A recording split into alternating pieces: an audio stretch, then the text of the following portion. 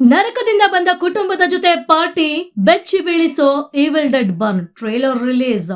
ಖ್ಯಾತ horror cinema ಸರಣಿ Evil Dead ನ 6ನೇ ಸಿನಿಮಾ ಈ Evil Dead Burn trailer release ಆಗಿದೆ. ಸೆಬಾಸ್ಟಿಯನ್ ವಾನಿಸೆಕ್ ನಿರ್ದೇಶನದ ಈ ಚಿತ್ರದಲ್ಲಿ ಗಂಡನನ್ನ ಕಳೆದುಕೊಂಡ ಮಹಿಳೆಯೊಬ್ಬಳ ಅತ್ತೆ ಮಾವನ ಮನೆಯವರು ಒಬ್ಬೊಬ್ಬರಾಗಿ ಡೇಡೈಟ್ಸ್ ಆಗಿ ಬದಲಾಗ್ತಾರೆ. ಇದೊಂದು ನರಕದಿಂದ ಬಂದ ಕುಟುಂಬದವರ ಸಮಾಗಮ ಅಂತ ಚಿತ್ರತಂಡ ಹೇಳಿದೆ. ಬಹುನಿರೀಕ್ಷಿತ ಈವಿಲ್ ಡೆಡ್ ಬರ್ನ್ ಸಿನಿಮಾದ ಟ್ರೇಲರ್ ಕೊನೆಗೂ ರಿಲೀಸ್ ಆಗಿದ್ದು ಪ್ರೇಕ್ಷಕರನ್ನ ಮತ್ತೆ ಭಯಾನಕ ಜಗತ್ತಿಗೆ ಕರೆದೊಯ್ದಿದೆ. ಖ್ಯಾತ ಹಾರರ್ ಸರಣಿಯ 6ನೇ ಸಿನಿಮಾ ಇದಾಗಿದ್ದು ಸೆಬಾಸ್ಟಿಯನ್ ವಾನಿಸೆಕ್ ಇದರ ನಿರ್ದೇಶನ ಮಾಡಿದ್ದಾರೆ. ನರಕದಿಂದ ಬಂದ ಕುಟುಂಬದ ಸಮಾಗಮ ಚಿತ್ರದ ಕಥೆಯ ಬಗ್ಗೆ ವೆರೈಟಿ ಮ್ಯಾಗಝಿನ್ ವರದಿ ಮಾಡಿದೆ. ಗಂಡನನ್ನ ಕಳೆದುಕೊಂಡ ಮಹಿಳೆಯೊಬ್ಬಳು ತನ್ನ ಅತ್ತೆ ಮಾವನ ಮನೆಗೆ ಸಮಾಧಾನ ಹುಡುಕಿಕೊಂಡು ಹೋಗ್ತಾಳೆ. ಆದ್ರೆ ಅಲ್ಲಿ ಒಬ್ಬೊಬ್ಬರಾಗಿ ಎಲ್ಲರೂ ಡೇಡೈಟ್ಸ್ ಅಂದ್ರೆ ರಾಕ್ಷಸ ಜೀವಿಗಳಾಗಿ ಬದಲಾಗ್ತಾರೆ.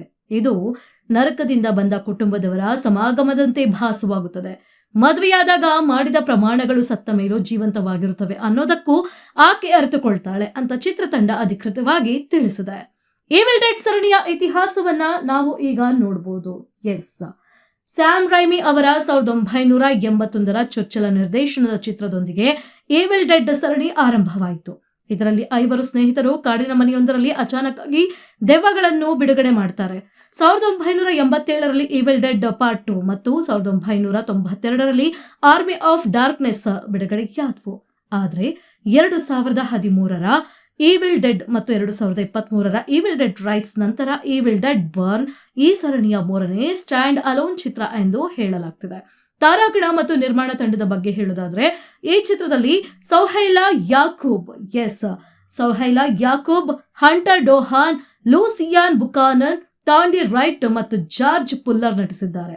ಮೂಲ ಚಿತ್ರದಲ್ಲಿ ನಟಿಸಿದ್ದ ಬ್ರೂಸ್ ಕ್ಯಾಂಪ್ಬೆಲ್ ಲೀ ಕ್ರೋನಿಂಗ್ ಜೊತೆ ಎಕ್ಸಿಕ್ಯೂಟಿವ್ ಪ್ರೊಡ್ಯೂಸರ್ ಆಗಿ ಮರಳಿದ್ದಾರೆ. ಸ್ಯಾಮ್ ರೈಮಿ ಮತ್ತು ರಾಬ್ ಟೇಪರ್ಸ್ ಅವರು ಪೋಸ್ಟ್ ಹೌಸ್ ಪಿಕ್ಚರ್ಸ್ ಬ್ಯಾನರ್ ಅಡಿಯಲ್ಲಿ ಚಿತ್ರವನ್ನ ನಿರ್ಮಿಸ್ತಾ ಇದ್ದಾರೆ.